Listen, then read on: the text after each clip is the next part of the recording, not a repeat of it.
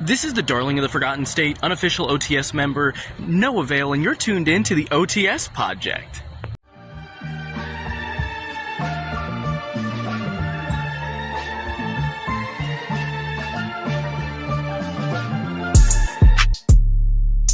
Ladies and gentlemen, welcome back to the OTS Project, episode 16. Theo, with your Razor Ramon hat. What's going on? Yes, sir. Yes, sir. It's clean. I just dug it out of the closet after months of forgetting it was in there. I didn't even know you had that. I feel like it's, yeah. I think I've only worn it like once or twice, but I feel like now that it's WrestleMania season, I feel like now more than ever is an appropriate time to wear For sure. such a hat. But yeah, I'm very excited for WrestleMania. Obviously, as I'm more sure everybody is in the wrestling community at this point, seeing as how we're only days away. We do have our predictions battle going on for both nights. That's going to be very fun to see. For the championship? For the championship, yes. It's going to be very fun to see who comes out on top in both of those battles. I'm just very excited for everything. Yes, sir. Make sure, if you're watching, listening, make sure to go to our YouTube page if you're on Spotify, or if you're watching on the YouTube, make sure to go and just watch that video. It's on our YouTube page, our WrestleMania 41 predictions. We split up both night 1 and night 2, so the championship will be defended, I guess, twice technically, throughout the weekend. We are recording this on Thursday. It's out of the norm. For us, we normally record Saturday morning / kind of afternoon, and it's up by like 3 or 4 o'clock. We're recording on Thursday just because it's WrestleMania week, so we're gonna be a little bit busy the next couple of days, you know. So yeah, for y'all that are watching, just to see where we're at, we're recording this Thursday night, so we are literally about 2 days away from WrestleMania. But I don't know about you, but I always feel like WrestleMania really starts Friday. I feel like that's when we really get everything. I mean, know especially tomorrow, with what's happening tomorrow, like the Andre Giant Battle Memorial, the Tag Team Championship match, all that stuff. I also get excited, like they do like Saturday and Sunday they have the kickoff show or whatever, the countdown show, but they always do the like kickoff show on Friday before SmackDown. That is when I really get invested. Like, as dumb as it is, it's just these people standing on stage talking for like an hour. I don't know, for some reason when they do that on Friday, like at like 5 o'clock or whatever, that's when I'm like, okay, it's time. WrestleMania's here, so I'm waiting for that. I'm excited for that. So yeah, go check out our YouTube page. We got a bunch of WrestleMania content. The whole month has been WrestleMania related.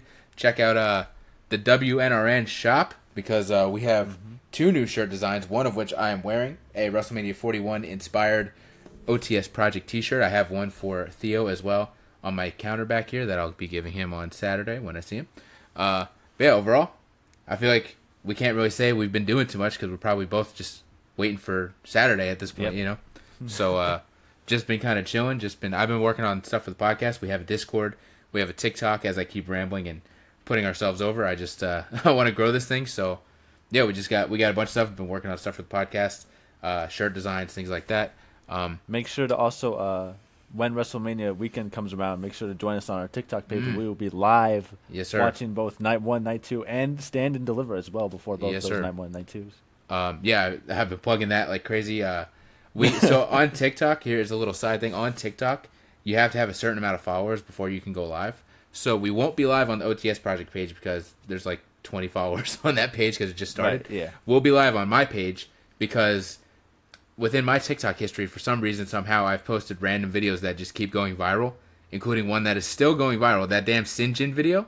Still, when I go on my TikTok, every time there's at least 6 new likes or reposts or comments on that video. It's good, man. It's a good video. So as dumb as it is with these stupid little things that are on my page that go viral, it helps us because now we're able to go live at least on my page. So yeah, if you're hanging out by yourself, you want to come hang out with us on my TikTok page, OTS Bridger. We will be live for Stand and Deliver and both nights of WrestleMania. Doing a little watch along, hanging out, talking to the chat, talking to each other. So yeah, come swing by the OTS Bridger TikTok page, and you'll see us there. You could go now too, as I continue to ramble on. You could actually go now, and you could register. This is something that I didn't know you could do because I don't go live on there. You could actually pre-register to join the live, and it'll give you a notification when we go live. So go do that. We have like the Stand and Deliver one. There's nobody. There's 0 pre-registered people. Right. Yeah. But Night 2 of WrestleMania has like 4 or 5 people that pre-registered, and Night 1 has like 11 people. that have Okay, all right. pre-registered. I So like we it. got I at least like 11 it. people that are Nice. interested. So that'll be cool. So yeah, gonna stop putting ourselves over for a second here, and try and hop into the actual podcast. To kind of, it's not capping off our WrestleMania discussion because next week we will talk about our WrestleMania review. But our topic this week is just our top 5 WrestleManias in general. We did top 5 WrestleMania matches, WrestleMania entrances. So this is going to be our top 5 WrestleManias as a whole. But we got a little bit of news before we hop into that topic. And a little bit of discussion as well, as Theo is clicking and clacking over there right into his mic. I'm clicking, clacking. We, I'm sorry. Let me back up a little bit. Starting tonight is actually Star Wars Celebration, as wild as that sounds.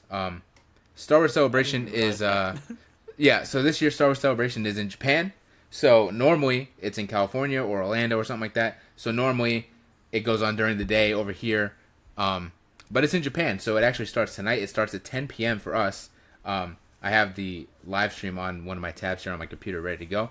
So within that, I believe the first panel, which is basically just kicking off the whole weekend, is going to be Mando and Grogu.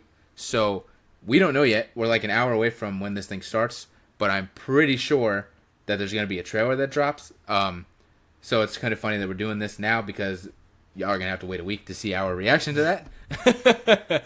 But yeah, so Star Wars Celebration, it's a big week for us. I said it, I think, last week. It's a really big week for us. Like, between Star Wars Celebration and WrestleMania, it's two of like the biggest things that we both love coming together. Yeah. So we're going to be pretty busy when it comes to watching and paying attention to what's on the TV and what's on our phones. So, right. Yeah, I think tonight we're supposed to get some Mando and Grogu trailer. I know there's other panels. I think there's like another trailer for some. I don't know. I'd have to look at the panel thing. But I know we're at least probably getting like 2 or 3 pretty big trailers. And then probably a few announcements that we normally would get through Celebration and stuff like that. Maybe for games. Right. One of which they already did announce. Star Wars Zero Company.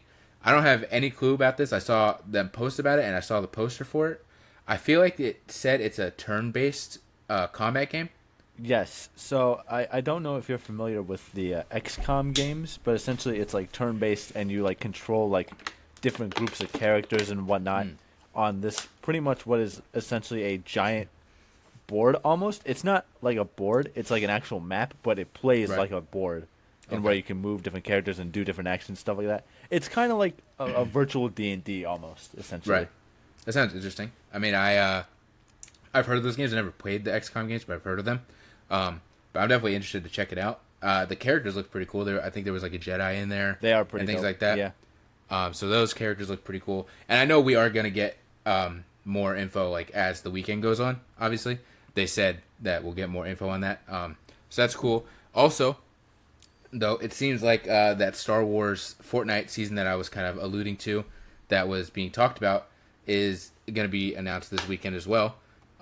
They posted, I know Epic posted it or something like that, and it just said like Fortnite and Star Wars or something like that, and it said more to come this weekend. So I'd imagine we get a full reveal, maybe a trailer for that Fortnite season. That's going to be really cool.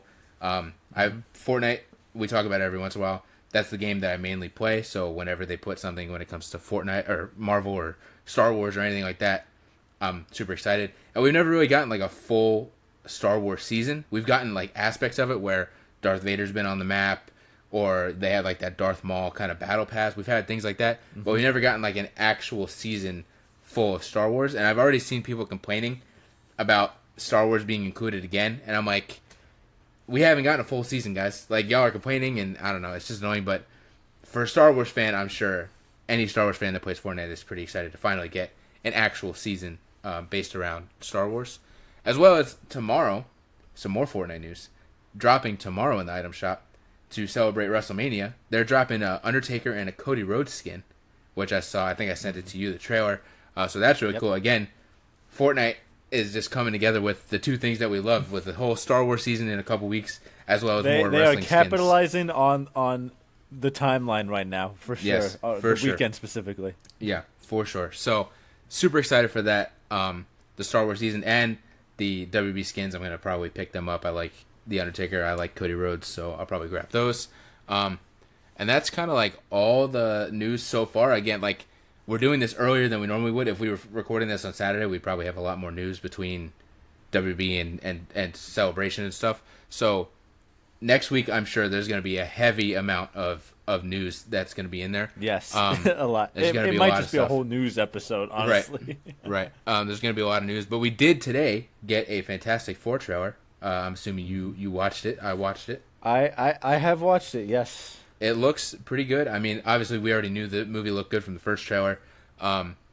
Looks good. It gave us a little more insight into what's going on. We got the official confirmation that Sue will be pregnant during the movie. Mm-hmm. We got our first official look at Silver Surfer.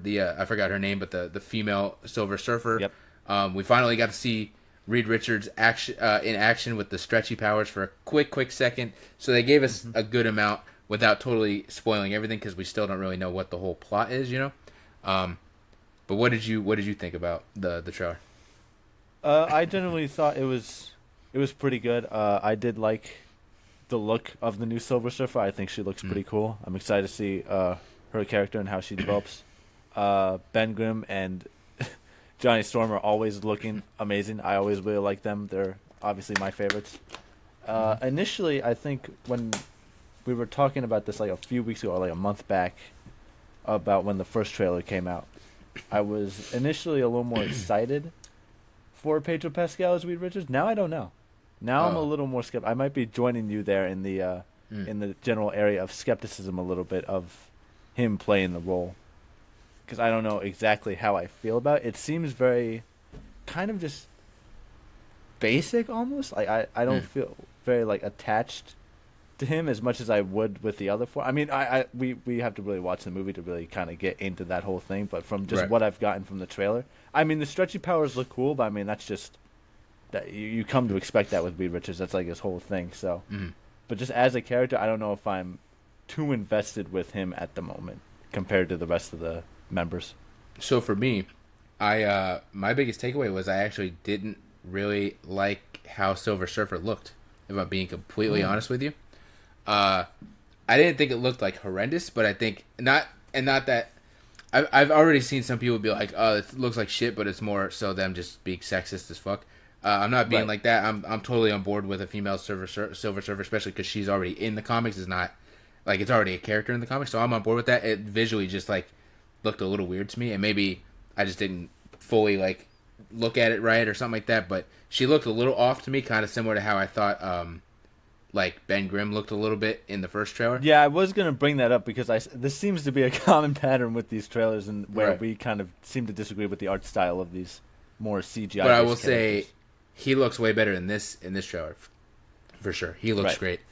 Silver Surfer, she looked kind of off to me, but other than that, I feel like okay, so this might be a long discussion. Have you watched the first season of The Last of Us? I have not. Okay. I still have to get on to that. So the second season is going on right now. That we will talk about it because you haven't seen it, but I've watched the first episode. It's great. I love it. The first season was great as well. Highly recommend you watch. But the common theme with that show is that everybody in that show is horribly miscast. Like I'll say almost, because there's like one or two people that I will say is an exception, but almost everybody that's cast in that show looks and sounds like nothing like Joel or Ellie or Dina or anybody from those two games. I feel like that could be kind of a situation with this, where it's like, I feel like with them and that, like with them in The Last of Us and casting Pedro, I feel like a lot of people and Pedro's great. We both love Pedro, but I feel like it's a lot of like, he's hot right now, so we need to cast him so we can capitalize on that effort. And that's kind of how I feel about The Last of Us, where it's not even everybody's performances are great. Like, their performances in that show are great. It's just like when you look at them, you're like, this looks nothing like Joel or Ellie. You know what I'm saying? So I feel like that was part of it, where they were just like, we got to capitalize on Pedro being hot off The Mandalorian, and they cast him. Maybe that's kind of the similar situation with Fantastic Four, where they're like, Pedro is one of the biggest stars. He's got Mandalorian, he's got The Last of Us, and stuff like that. So let's get him in here and let's make him Reed Richards. Maybe that's kind of the thing, because I didn't mind him in the trailer, but I could see where you're coming from, where it's like he just kind of seems a little bland, you know. But we have to still watch the movie, you know. Yeah. So you can only take so much off of like a 2 or 3 minute trailer. So but I would say Johnny, he's winning me over in that trailer. He won me over. Yep. I was really fucking with the banter of, you guys are gonna be great parents. Well, not you. You're gonna be horrible at this, but you know what I'm saying, that whole thing. I think was great. Right, exactly. So in general, I'm still excited. I'm super excited. I think it looks great. There's just a few things for sure that I want to hopefully like coming out of the movie that so far I'm kind of like I don't know about that, you know, right? Especially compared to like I don't know. I guess there's so much hype behind this movie compared to like Thunderbolts, where there wasn't a lot of hype, but everything I've seen of the Thunderbolts, I am just more and more excited for it, and it just looks great. I'm continuously getting more excited for them. I think it really could be a very good movie for sure. So I'm like, maybe that's why we're so judgmental, because we've waited so long, and there's a movie coming out right before it that nobody really asked for, but everybody's kind of really excited to see now. And this is like people are nitpicking. Maybe that's what it is. But yeah, we won't go on. Also, what it has to do with, well, to kind of end on the point here, I think having both the cast of Fantastic Four and the cast of Thunderbolts confirmed for Avengers Doomsday already with that whole like chair reveal, I think that adds a lot more hype to both of these movies. Because it's like, okay, well now you have to watch these movies to understand what's going to be happening in Doomsday now. Right. So I think that works very well in Marvel's favor for sure. Definitely, 100%. We'll cap it there because we can go on all day. And we still haven't seen the movie itself. But last little thing, it's not news. It's more discussion. We got the season finale of Daredevil. About like 2 days ago at this point, or a day ago, whatever it is. I'm assuming you've seen it. I'm assuming you've watched. Yep. Man, I'm on it. I'm cooking it, man. Like I'm in love, man. It's so good.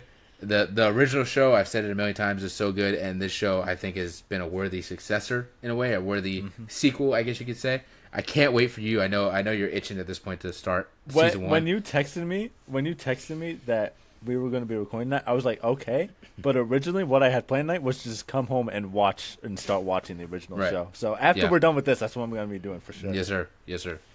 Yeah, I'm excited for you to watch that so we can talk about it on the podcast. But so yeah, season finale of Daredevil: Born Again. What did you think there, Theo? I've been seeing a lot of memes of where the hell has Spider-Man been during all of this, and I think it is both very funny and very accurate, because it's like, I mean, I get obviously that it's like a rights issue and stuff like that. There's always been a rights battle for like Spider-Man in movies and TV shows and stuff like that, so I get it. But like the amount of jokes that people have been able to pull off with this stuff, I've sent you a few of them on TikTok and whatnot, and it's super funny to just be like, he's the friendly neighborhood Spider-Man, and he's nowhere to be seen as all this rampage is going on through the city. But outside of that, I mean, I loved it. I think the whole season itself has just been incredible, and this is no different. The whole bickering and bantering between Daredevil and Punisher, I think, was very funny. So there's a lot of good stuff to go off here. I mean, dude, the one scene. This may be spoilers, and I don't want to like really. Hey, okay, yeah. We'll say this now. If you haven't watched it, pause it, go watch it, or and fast then forward, like 5-10 minutes or so, because we're probably gonna be on it for a good few minutes or so. That scene, bro, where Kingpin literally crushes the guy's skull and his jaw is like dangling like that. I had to almost turn away for a second. I'm like, this is so disgusting, but I'm like, this is so good. Like the writing going on in this show is incredible. My hot take, I fucking hated that scene. I hated. Not because like it was gross. More so just the fact that it just seemed way too over the top. And maybe I'm wrong. Maybe I'm just not educated on Kingpin and the comics or something. But for a guy that has no superpowers to be able to just break some man's skull and jaw, just completely kind of took me out. Where I was like, what are we? I understand they want the gore and they want the shock of it, but I was just like, what are we? It would make sense if Kingpin took the super soldier serum or something, you know, but he's just a normal guy who's just big. I'm a big dude. I'm not as tall as him, but I'm a big dude. I cannot crush somebody's skull in like that. You know what I'm saying? So that kind of took me out. I didn't like that scene. Kingpin's a bit weird to where he's just kind of like, he is big like that, but he's also just weirdly biologically stronger than most big people for some reason. Right. Like, it's not like a Captain America Super Serum sort of situation, but he just is like weirdly strong like that. But also in the comics, he is way bigger. So it kind of is more sensible because he's like almost Hulk size. You know what I'm saying? That he could crush somebody. This dude in the show, Vincent D'Onofrio, great. But he's like not that size. So it took me out a little bit. I was like, all right, we're kind of going over the top with that. So that was like my only thing. But in general, I love the episode. Frank Castle is my favorite character in the Daredevil universe. So I had a feeling he was coming back. I didn't think they were just going to bring him back for one scene in the middle of the season. I had a feeling he was coming back. So yeah, when everything was going on and even before I saw him, but when Matt was on the couch and he's like said something to him, I instantly was like, oh fuck, Punisher's in his apartment with him. Yep. And yeah, that instant banter of like, dude, you are a wall to wall asshole. You don't even have something to make a pot of coffee in this place, bro. During a blackout, like so good, man, so good. Something I also loved. It's explained, I think, and I don't know if it's fully explained because it's been a while since I've seen it, but I think it's dove into more. Is the connection between Frank and Karen. There's like a really strong connection, and you can kind of see it in the show. They kind of hint at it. I think it's more in the Punisher show rather than the original Daredevil show that they kind of play in on that. But the fact that she called him to help and he shaved and got a haircut was incredible, bro. Yeah, there's a really strong like bond and connection between those two characters that you'll find out once you watch like the first show and the Punisher show and stuff like that. Yeah, just in general, I thought it was great. I love seeing Punisher come back. I thought everything he did, that fight scene in the damn apartment was good. It was good and brutal. It was brutal, bro. He would be doing shit, and I'd be like, oh damn, oh my god. Yeah, I didn't know you could do that with a gun. That's what's so great about Daredevil and Punisher is that they're so similar and so different because Punisher kills without mercy, and Daredevil will not. That's the one. He's like Batman. That's the one thing I will not do is not kill somebody. So the fact that in the scene they're doing this and he's kicking somebody's ass and Punisher's killing somebody and he's like, Frank, stop. Like, just that is so good. And it's again, like two sides of the same coin sort of situation. And in the original show, some of the best scenes are them arguing over who's morally right and who's like in the better. You'll see, bro. There's a rooftop scene that is like incredible, top tier. It's one of the best things ever. So I also want to bring up the one scene where like Punisher is like tied to the chair and he's like getting like hit by every single one of the cops that like look up to him. I think this scene might be the best scene in like the whole episode. Yeah, it's so like impactful. Just of if how, you were on like, fire, I wouldn't piss on you. Yeah, exactly, bro. So good. The whole fucking scene of just like all these cops are looking up to him, and he still is just like, you guys are in the wrong, even though you guys are trying to be like me. Right. It's so good. Like the writing is so incredible. Like both just storytelling and like dialogue. It's just all on point. Yes, the whole thing. And I thought it was so crazy at the end when Fisk and Vanessa are walking through that warehouse and you just see all these people in cages, bro. I was like, wow. I mean, we see our good buddy Swordsman chilling in a cage. Yep. And then I kept wondering, I think I had looked at my phone or something like that, kind of like during that scene of him in the chair. And so I didn't see if anything happened. So as the episode continued on, I kept going like, wait, what happened to Frank? Where's Frank? So that reveal of him being in the last cage, I was like, it wasn't a shock because I was kind of like, oh shit, oh, is he in this cage? But once I saw it, I was like, oh, y'all fucked up. Y'all fucked up, man. Mm-hmm. Kingpin, you fucked up, bro. And then you see it in the little post-credit scene or whatever where he just straight breaks the guard's arm. I know they did say that... Never put baby in a corner. Yes. I know they did say that there is going to be a special presentation Punisher special that's coming in between, I think, this season and next season. There's going to be like a Punisher special like Werewolf by Night was and the Guardians Christmas special and stuff. So I'm assuming that's going to be part of it is him breaking out of this warehouse and then I don't know where he goes from there, if he's going to just start tracking down Fisk or tracking down maybe those cops or whatever. But I can't wait for that. Anything with him in it, I'm on board. So yeah, overall, I think it was a good season. I think it was a good season finale. I will say the Spider-Man thing is very accurate. When he was giving his speech at the end and he was kind of rallying the troops, I was expecting the pan over to have somebody there. And it was just like a bunch of random cops and Karen. Right, exactly, yeah. Which I know the directors also spoke on that, and they said the reason why there wasn't anybody there was because like they felt like if you would have seen this group of heroes standing in this bar, it would have made it feel a little too easy for next season. You would have been like, oh, okay, they've got all these heroes here. Kingpin's fucked. And so they didn't want to just instantly be like, all right, yeah, so everybody's going to kick his ass. So that's kind of why there was nobody there. But it almost did feel a little bit let down. I mean, yeah, like we said, where the fuck is Spider-Man? I know legally where Spider-Man is and he can't be there. But logistically, it doesn't make any sense that all this stuff is going on and Peter Parker is just sitting in a dorm in a college somewhere or something. It's similar too with, even though we haven't seen the movie, with Thunderbolts, the whole city is going to be under attack from this void. And again, I'm assuming Peter Parker's probably not showing up to help out. But also, like, Kate Bishop, nowhere to be found. Kamala, nowhere to be found. She lives in Jersey, unless they're in California still.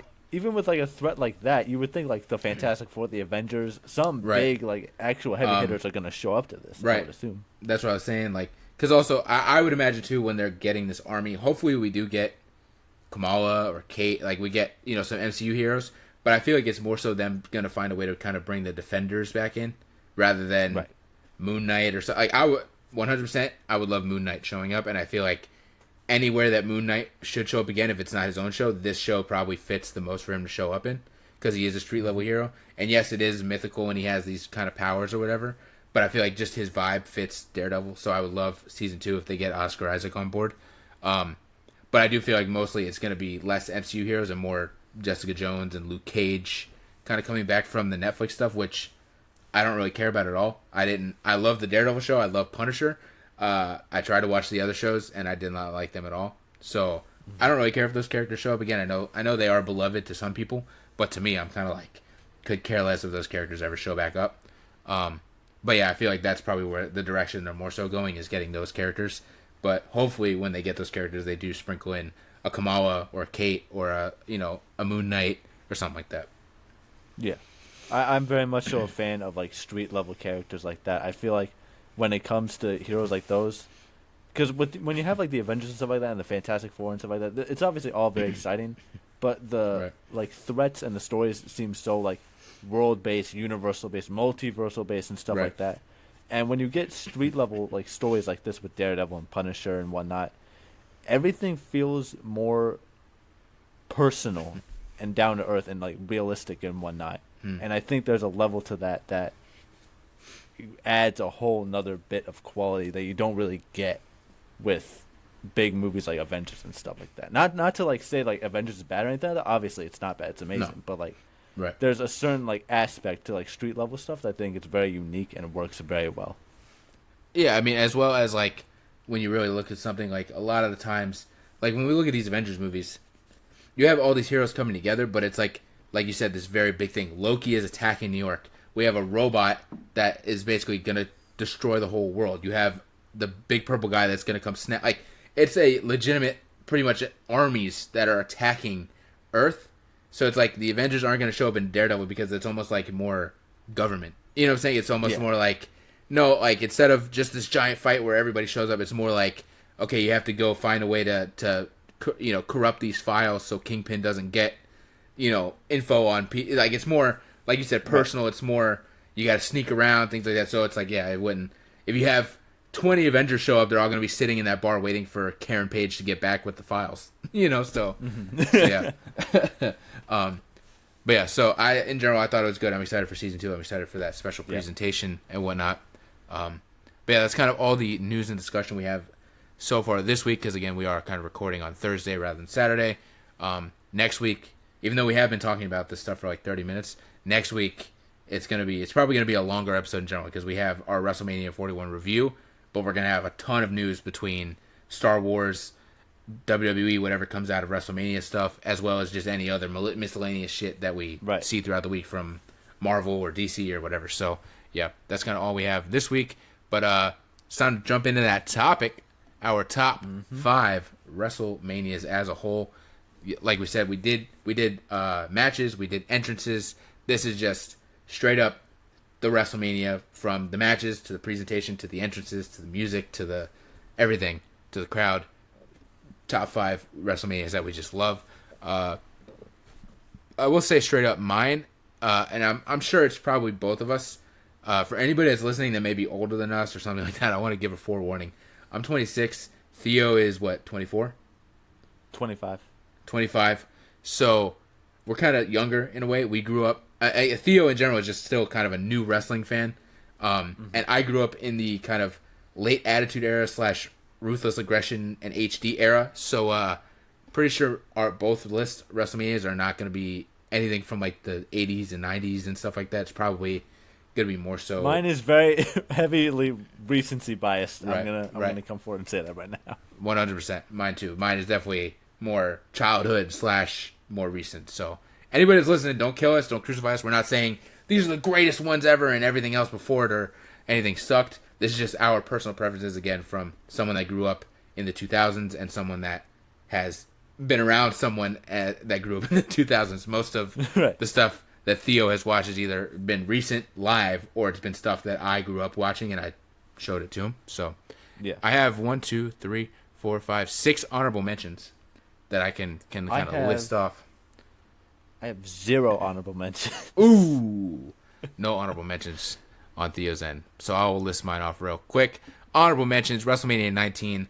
I always enjoyed that one. I also want to say I grew up too with a box set that was WrestleMania 16 or 2000 all the way to WrestleMania 20. This is before we had streaming or WWE Network. So majority of the WrestleManias I watched were either from then or later. So 19 was in that box set. I watched it a lot in I think it was like Safeco Field or whatever in Seattle, Washington. It was a baseball field. It's like one of the first times that they did WrestleMania at a baseball field. Probably one of the only times as well. But yeah, I just overall really enjoyed the show. You had Chris Jericho versus Shawn Michaels on that show. You had Kurt Angle and Brock Lesnar. There was a show where Brock Lesnar almost broke his neck doing a shooting star. Yeah, I just always enjoyed that. WrestleMania 17. This one, 17 and 18 are both my honorable mentions. 2 really big WrestleManias that most people really, really enjoy. You obviously have Rock and Hogan on 18 and stuff like that. I really enjoy those. WrestleMania 39 in California. The set, this is probably, if we were doing sets, this is probably number 1 on stages because it's just a beautiful, beautiful stage. But it's an honorable mention just because I really do enjoy the card. I enjoyed the atmosphere, and I enjoyed the memory. That was more, we watched that together. We were in Orlando. We went to MegaCon. We met Hayden Christensen, came back, watched NXT, and then watched night 1 of WrestleMania, and then we drove home. We were in a timeshare and stuff. So it was just a really fun weekend and stuff. So it's going to be an honorable mention. WrestleMania 34. I was there live for 34 in New Orleans. This is another one. The stage was just beautiful with the Mardi Gras mask as kind of the whole stage. Match wise, the matches were they could be better, but again, I just really enjoyed the vibe of this. It was a big disappointment. AJ and Shinsuke. I was really excited for that match, and it kind of was a letdown. Charlotte breaking Asuka's streak almost made me just leave the whole show in general. The main event was pretty bad between Brock and Roman. But in between that, you had some good stuff. You had that Ronda Rousey, Kurt Angle, Triple H, Stephanie tag match. That match was kind of match of the night, low-key, and probably the only time Ronda ever had match of the night in her first match. You had Daniel Bryan coming out of retirement. That was really emotional for me because I loved him so much kind of as a teenager and stuff. So me getting to be there live and see him kind of come out of retirement was really cool. So yeah, and then my last honorable mention is WrestleMania 29. A lot of people don't really like this one, but I just really enjoy it. I remember, again, this was the WrestleMania right before the network, so it was still on pay-per-view. And I begged my parents to let me, buy it on pay-per-view. And I remember my parents were gone or whatever and whatnot, so I just remember me by myself watching it in their room because their room obviously had the cable box or whatever. So I just remember watching this WrestleMania in their room and stuff, and just really, really enjoying it. I love the vibe of it. Obviously, my whole family is from New York, so the whole vibe with like the Empire State or the bridge or whatever and whatnot. I love that set in general. And again, this was like a really fun time for me as a wrestling fan, just kind of that year in general. And of course, one of my favorite matches is Undertaker versus CM Punk. So that's just like a top tier one. So those are my honorable mentions: 19, 17, 18, 39, 34, and 29. Theo, what is your number 5? My number 5 is actually going to be WrestleMania 39. For a lot of the same reasons you've kind of already mentioned. It was just an incredibly fun weekend. A lot of good matches. I've already talked about last week on our matches episode. If you haven't gotten to watch that, go watch it. It's very good. Yes, sir. The tag team showcase match, my Glove Shido match, one of my favorite tag team matches of all time, a banger. You also have a lot of great other matches on there. You got Ray versus Dom, which was a very good match, very good storyline going into that. The first ever, I'm pretty sure, correct me if I'm wrong, first ever tag team WrestleMania event, or main event, with Kevin Owens, Sami Zayn versus the Usos. I believe so. The infamous Intercontinental Triple Threat match, Bianca versus Good Asuka. stuff. Yes, sir. The start of Roman versus Cody, that whole storyline, the peak of the bloodline, pretty much, I'd say. The rubber chicken.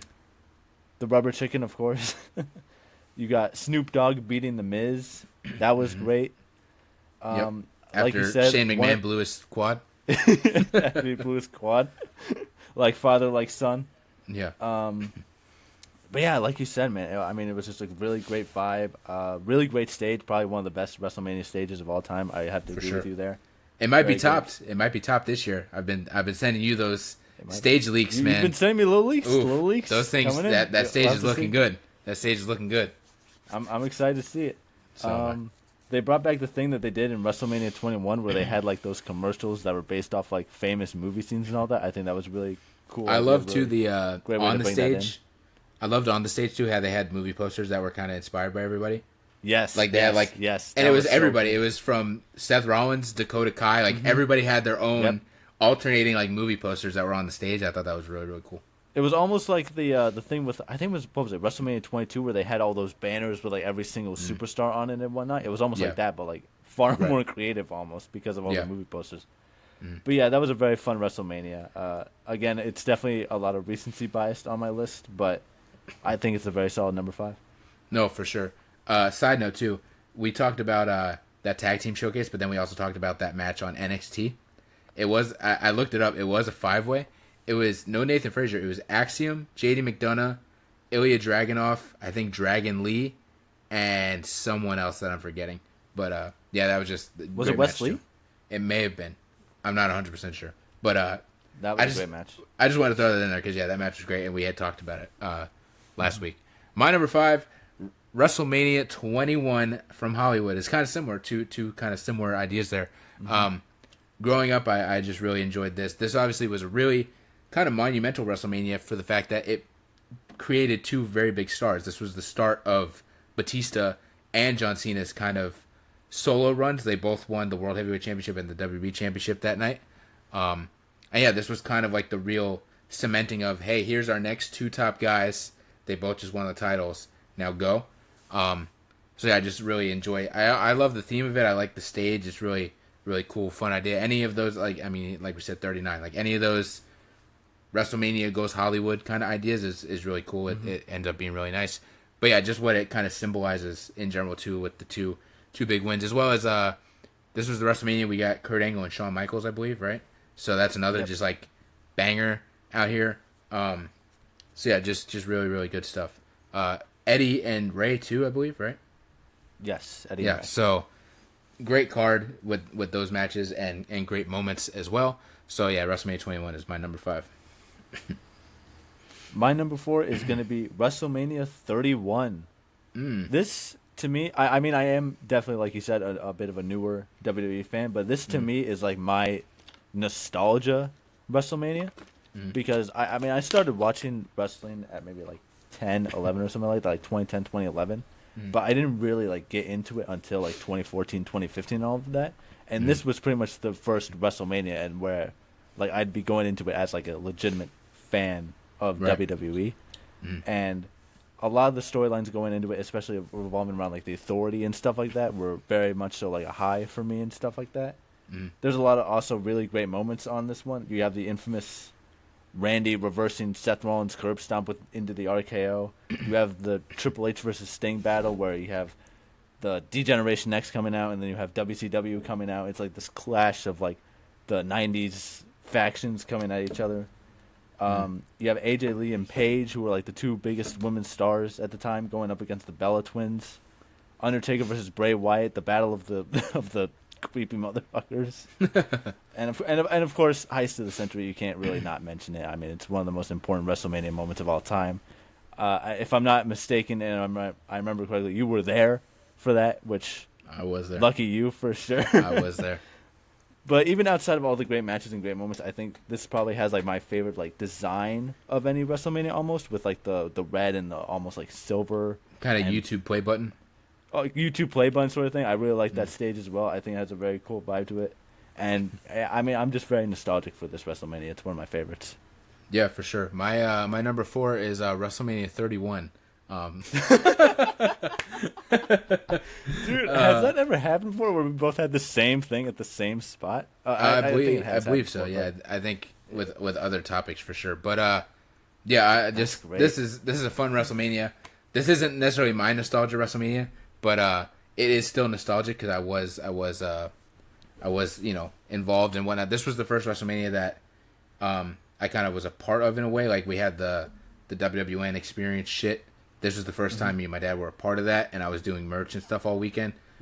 We were not set on going to WrestleMania. Anytime I went to do this stuff and work these shows, we were never set on going to WrestleMania, but I would always convince my dad to just be like, the day of, be like, come on, dude, like let's just go. And he never wanted to go, but he always would be like, all right, whatever, I guess we're going. So this was another case of like, I think we bought those tickets Sunday at like 3 p.m. in the hotel room, and it was like, because the whole time my dad was like, I'm not doing it, dude. Don't eat. Like before we even got on the plane, he was like, I'm not doing it, dude. I'm not spending the money. I'm not doing it. And then I was like, come on, man, come on. He's like, I'm not doing it. I'm not doing it. And then Sunday at like 3 p.m., I found like 2 tickets for like $250 each, and I was like, come on, Dad, like it's WrestleMania. These tickets are cheap as hell. And he was like, whatever, shut up already. And he gave me the credit card, and I was like, score. And I will say, as cheap as those tickets were, they were pretty good. Like we were in like kind of the risers, like we were almost on the floor and stuff. Right. And I was like, these are pretty good for some cheap ass tickets. Nice for WrestleMania at least. But so yeah, I was there. I saw the heist of the century. I literally, me and some random dude that were standing next to me, like were like hugging each other and jumping up and down. It was that like crazy, like just super excited for that whole moment. But yeah, just in general, I just really enjoyed that WrestleMania. I have fond memories of it, obviously, because it's the whole weekend, and I was there in California and whatnot. So yeah, just in general, I really enjoyed that WrestleMania. That ladder match was a banger for that IC title. Yeah, getting to see Paige on WrestleMania. This was her first WrestleMania. She's one of my favorites, so getting to see her have a match at WrestleMania and being there was really cool. The moment too, the segment with The Rock and Ronda and Triple H and Stephanie or whatever, that's a really fun segment. Yep. Just in general, I think it's a pretty good WrestleMania. I don't like the theme of it as much. I mean, I'm not against it. The whole like kind of YouTube social media-esque idea. I feel like it could have been a better idea, but I wasn't against it. It was still cool. But yeah, that's my number 4, WrestleMania 31. Just like you. My number 3 is WrestleMania 21. Going 10 years in the past. Very similar reasons to you. It's got that first John Cena title run. It's got that first Batista title run. It's got those, again, the great commercials with like all the wrestlers doing like movie scenes and stuff like that. You talking to me? You talking to me? I mean, some of my favorite matches are just on this card, man. I mean, Ray and Eddie, I talked about it last week. That's a banger for sure. Kurt versus Shawn Michaels is literally like my favorite WrestleMania match of all time. Yeah, it's good. Undertaker versus Randy, I think, is probably one of Undertaker's most underrated WrestleMania matches, I'd say. I really like that one a lot, but I this card just really has like banger for banger matches pretty much almost across the whole thing. No, I think I'm wrong. I think it was WrestleMania 20. Is there like a Cruiserweight title match on the show or no? I don't think so, no. I think it was WrestleMania 20. They did like a Cruiserweight Championship, like open invitation. It was like 8 Cruiserweights, and I think Billy Kidman did like a shooting star press to the outside and almost killed everybody. It was wild. But, yeah. Yeah, but this WrestleMania is dope. I like it. No, for sure. My number 3 is really recent, super recent. I'm going WrestleMania 40. Some people may say I'm crazy for this because it's literally just a year ago, but I don't know, man. Everything about this WrestleMania was just really fun and really interesting. Obviously the big stuff was the main event. That main event match, again, it was in my top 5 WrestleMania matches in general. Like cinematic, man, just like cinema event, the Avengers Endgame of WWE, pretty much, like just top tier stuff. But I think the whole WrestleMania in general was just really good. I liked. I know a lot of people kind of shit on the set because the year before we had that incredible set, but I still enjoyed this Philly set with the giant X and L. I thought was really good. I love the green and like kind of silver vibe, for Philly and whatnot. And just the card in general. I mean, Rhea and Becky, they literally kicked off the whole show on night 1. They killed it. Wow. Becky had like the flu and Rhea had just had like a panic attack 5 minutes before her entrance, and they went out there and killed it. So I'm like, that's incredible. Yep. Drew and Sheamus, same thing. Drew and Seth, my bad. They killed it. They had a great match. Incredible moment afterwards. I'm not even a big Damian Priest guy, but that was a really cool moment with Damian, as well as telling a story between the Drew and CM Punk stuff. Yep.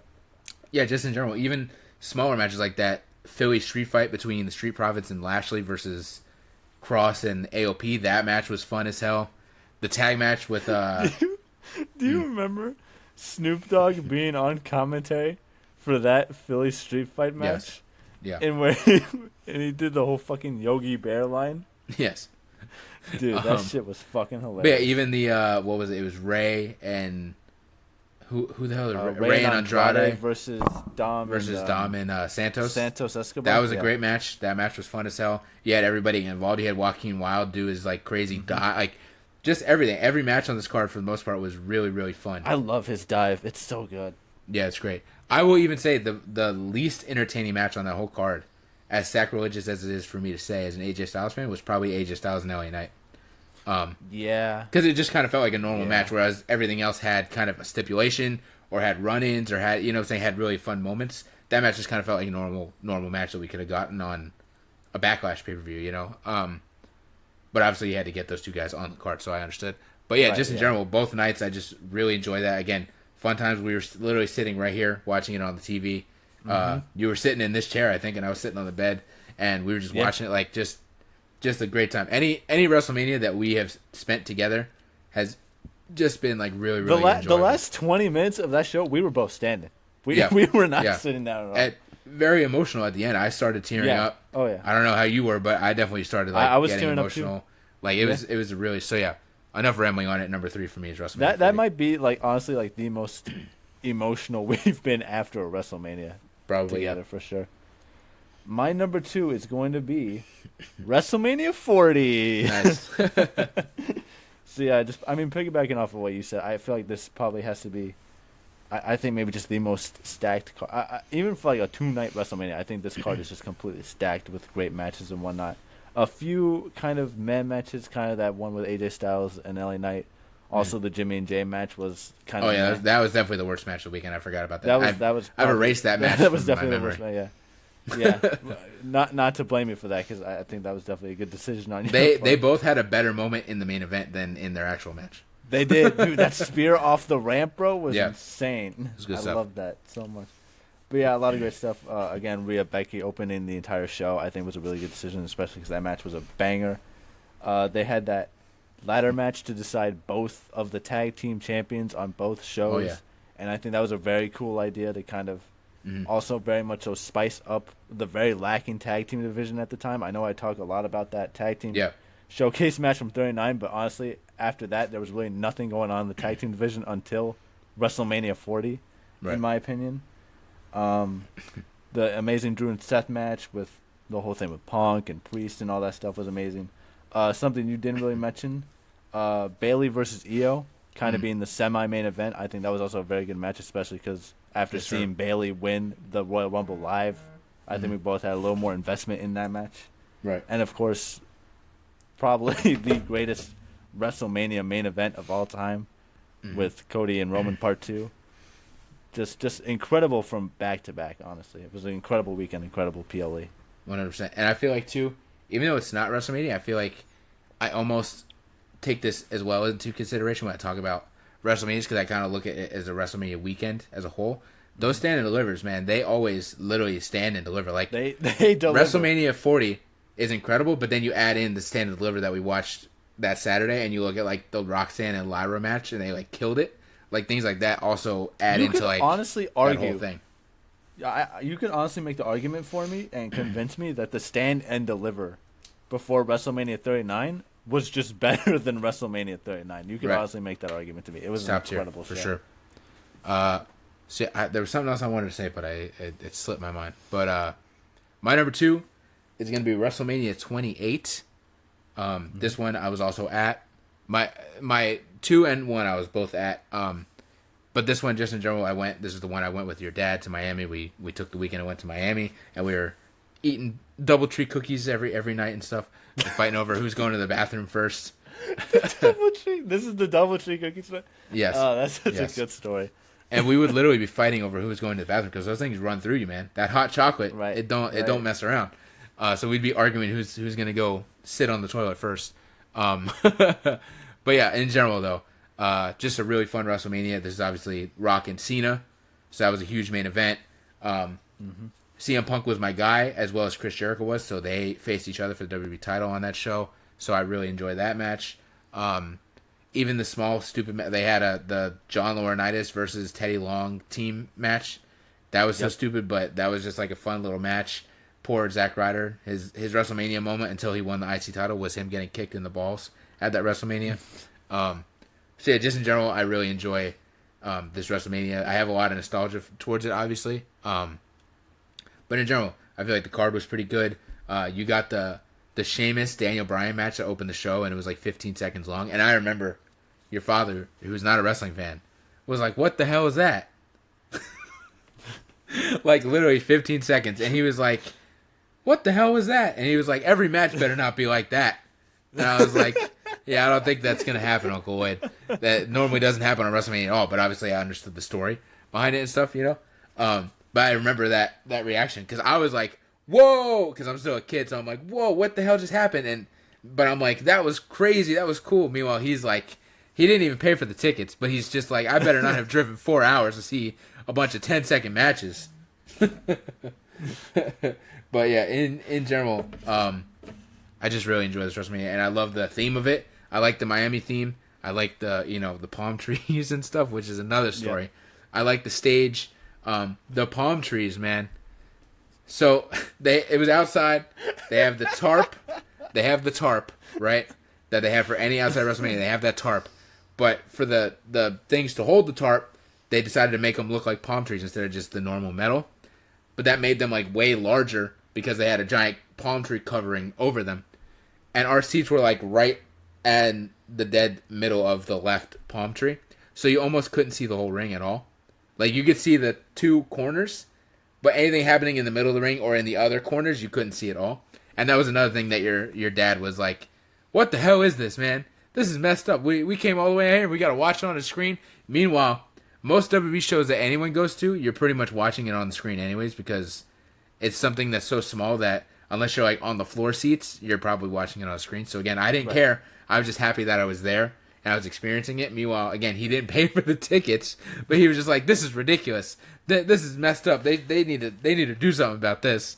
So, yeah. My dad's awesome, man. I love my dad. Yeah. Other than complainy Uncle Lloyd, it was a really fun WrestleMania that I enjoy and I have fond memories of. So WrestleMania 28 is my number 2. My number 1 is going to be WrestleMania 38.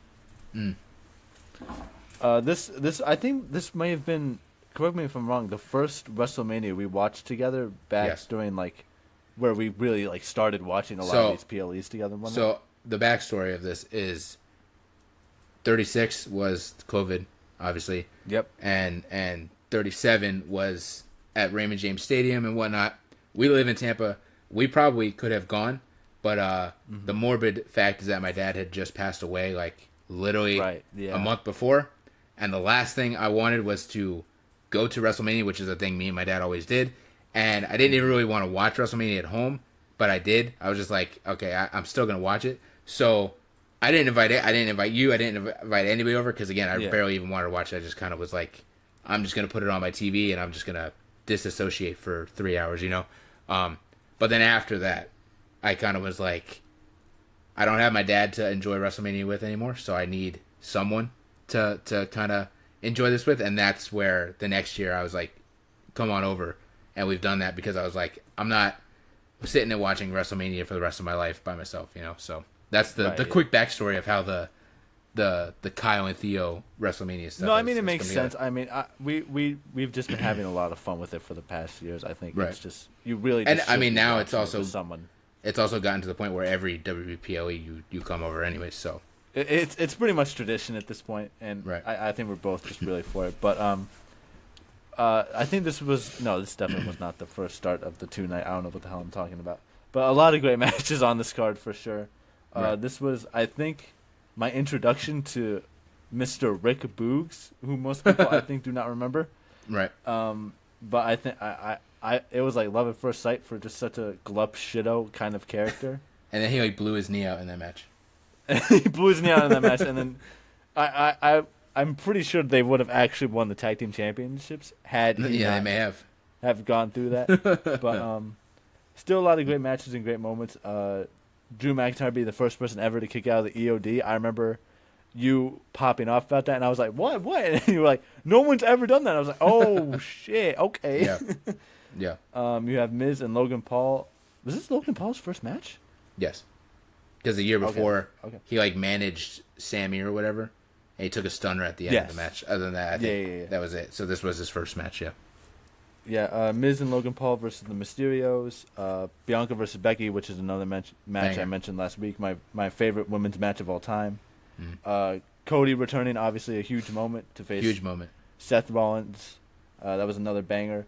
Another great return, Stone Cold Steve Austin coming back to main event WrestleMania after 19 years or something like that against Kevin Owens, who's one of the best guys on the modern roster for sure. Banger triple threat tag team match with RK Bro, the Street Profits, Alpha Academy. Another match I mentioned last week of Johnny Knoxville and Sami Zayn, one of the funniest matches of all time, but still very entertaining and very well done. Edge and AJ. There was one bump that underdelivered. There was one moment though I do want to bring up in that match, which I think was crazy. I think it was Edge someone hit a superplex onto the other guy, onto the not the barricade, but the edge of the ring, the apron, yes. Okay. And I was like, Edge should not be taking a spot like that at this age with his injuries. I don't know what they're thinking, but pop off. Right. Pat McAfee going on to beat Austin Theory and then losing to Mr. McMahon, and then Mr. McMahon taking the single worst stunner cell in the history of stunner cells. Yep. I remember he sold that stunner so terribly. I'm pretty sure, literally laughed and rolled off your bed. I think I left the room. I think I just you did. As I saw it happen, I just got up and left the room because I was laughing my ass off. It was great, dude. It was so fun. Let me tell you, I think this may be the funniest WrestleMania for sure. Definitely the most entertaining in my mind. The main event sucked though. The main event did suck. Horrible. Main event should have been swapped. They should have. I knew that it was going to suck too the second they were trying to brand it as the greatest WrestleMania main event of all time. I'm like, this is going to be a 10-minute shit match of them just hitting their finishes, and that's exactly what it was. Very disappointing in that regard. But I do also want to kind of bring up, I think it is something to note, that how anybody's career can really just kind of change in a year's span, because Austin Theory went from losing to Pat McAfee from one WrestleMania to beating John Cena in his very next WrestleMania. I think that's something that just kind of it's a bit inspiring. I think very true. You could also say I like Austin Theory a lot. Same for Kevin Owens. Not that he had a bad spot the year before. He wrestled his best friend at WrestleMania, but he then leaped and had a huge. He literally main evented WrestleMania the next year for night one, as well as looking at that year. Sami Zayn is in this great funny match, but it's really a throwaway match. And then the year after that, he's already main eventing with his best friend. So I think that is something I did say to myself when I was watching the Johnny Knoxville match. I was like, as much as I don't like Sami Zayn, I do have to kind of respect and appreciate just where he is now, because it is just so much of a better place for anybody to be in, from being this comedy guy who's just getting beaten up and just made fun of, to going on and main eventing WrestleMania with his best friend, the title match, and then obviously the next year going on to beat one of the greatest Intercontinental champions of all time for his title. He's just in a very good spot right now, and I can't really even knock it. For sure. My number one is another. This is my nostalgia WrestleMania. It is WrestleMania 24. This was the first WrestleMania that I ever went to. What happened? I want to say very, very, very briefly, which I'm more sure you're going to mention on. Best WrestleMania stage. That's my opinion. Oh, I love that stage. I will say 39 might be the best, and 29 is also good with the bridge and stuff. But 24 is also really cool with the kind of hotel skyscraper-esque skyscraper kind of stage. It's so cool. It's up there for me too. I wouldn't say it's the best, but it's in my top 5 for sure. But yeah, this is my nostalgia WrestleMania. This is the first WrestleMania I ever went to. I've been fortunate that I've gone to a ton of WrestleManias, and this was the first one I went to, so it's always going to hold a special place in my heart. But I just think the card in general was pretty decent. You had the main event was Edge and Undertaker. I love Edge. Edge has always been one of my guys, and as a kid I hated him. So this main event I think is a very underrated main event. I think they delivered, and nobody really talks about it, but I think it's a great match. You also had Randy Orton defending the WWE title against John Cena and Triple H. I will say, from the build, Triple H should not have been in this match. That whole year and year before was really John Cena and Randy Orton feuding, and really, even probably the main event of WrestleMania probably should have been Randy Orton versus John Cena in a singles match, but it's that case of you had to fit Triple H in somewhere, Right. so that's how he ended up in there. But it was still a decent match. I remember as a kid being pissed that Randy Orton retained the title. I was fuming. But yeah, you had obviously Ric Flair and Shawn Michaels. That's one of the best WrestleMania matches ever. I got to be there for that. The Money in the Bank match, CM Punk always been one of my guys, and I got to see him win Money in the Bank. And the year before, he got screwed out of it, so I was really happy that he won it. Even throwaway match, you had Big Show versus Floyd Mayweather. Sounds so stupid, but it was actually a fun, entertaining match. It wasn't like a great wrestling match, but it was, for what it was a fun little match where Big Show got knocked the fuck out with some brass knuckles. It was pretty wild. Right. So yeah, just in general, I really, really enjoy this WrestleMania. It's my favorite. Again, probably biased because the nostalgia factor and whatnot, but just in general, I think it's like a really solid WrestleMania. Again, the theme, the stage, like we said, the whole theme of it kind of had like an overall vacation theme, if that makes sense. It wasn't just Florida themed; it was like sunny summer vacation theme. You know what I'm saying? They had those fun vignettes to promote it, where they were postcards and stuff like that, and they were saying Carlito was trying to pick up some chick at a bar or something like that, and it was just fun summer vacation vibes is really what the whole theme of that WrestleMania was, and I really enjoyed it. Even the opening match was the Belfast brawl between JBL and Finlay. They beat the shit out of each other, man. Even Hornswoggle caught a stray. I remember JBL chucked the damn trash can at Hornswoggle and it killed him. I remember that. Wasn't he on the outside or something like that? And he just chucked it at him. Yeah, I think I sent it to you years ago. Yeah, incredible. So yeah, that's my number one. Again, probably nostalgia bias, but in general, I think it's a really solid WrestleMania. A really fun theme and a fun time. A fun fact is two fun facts is I was late to this WrestleMania, and I actually missed the pre-show. They had a pre-show battle royal for whatever dumb reason, and then they had the Belfast brawl start off. I missed both of those. I remember we went. It was me and my dad, and we went with a friend of mine from Boy Scouts and his dad. And for some reason, we had to stop at a Burger King beforehand to eat, and it caused us to be late. And I remember being in my friend's dad's truck, and we were pulling up to the stadium, and I saw fireworks going off, and they're not thinking anything of it. And in my head, I was like, that's the opening pyro for the show. I knew no one else cared, but I was like, oh, we're missing the show. That's the opening pyro. So I remember as I'm walking through the tunnel to get into where your seats would be, I walk into the tunnel, and the first thing I see was CM Punk unhook the briefcase and do the whole celebration. And I was like, it sucks that I was late and I missed two matches, but it can't be more cinematic for a little kid whose favorite wrestler is CM Punk to walk through a tunnel and his first sight of WrestleMania is his favorite wrestler holding up the briefcase. Yeah. So I pretty much did miss that match too, but I still physically did get to see him unhook it and win the match. So that was cool. So that's one thing. That's dope. The second thing is they did Chavo Guerrero was ECW champion at the time, and I don't remember if it was an open challenge that he was doing or if it was a match that was announced, but it basically became Chavo Guerrero versus Kane for the ECW title. Chavo Guerrero came out and he started talking on the mic, and my dad was like, all right, let's go, while this guy's talking, let's go get food, and if you want merch or whatever, we'll go look at the merch. The whole time, the amount of time it took us to do all that, I missed that whole match. Because the match was 8 seconds long. It was only it was literally ring the bell, Chavo runs at him, got choke slam, that's it. So I missed the whole promo, Kane's entrance, the whole match. I missed the whole thing because we were waiting in line to get food and t-shirts. So yeah, those are my little WrestleMania 24 stories. Nice.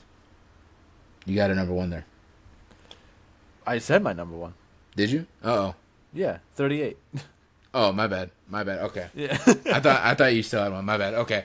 So yeah, No. that's our list. My list: WrestleMania 21, 31, 40, 28, 24.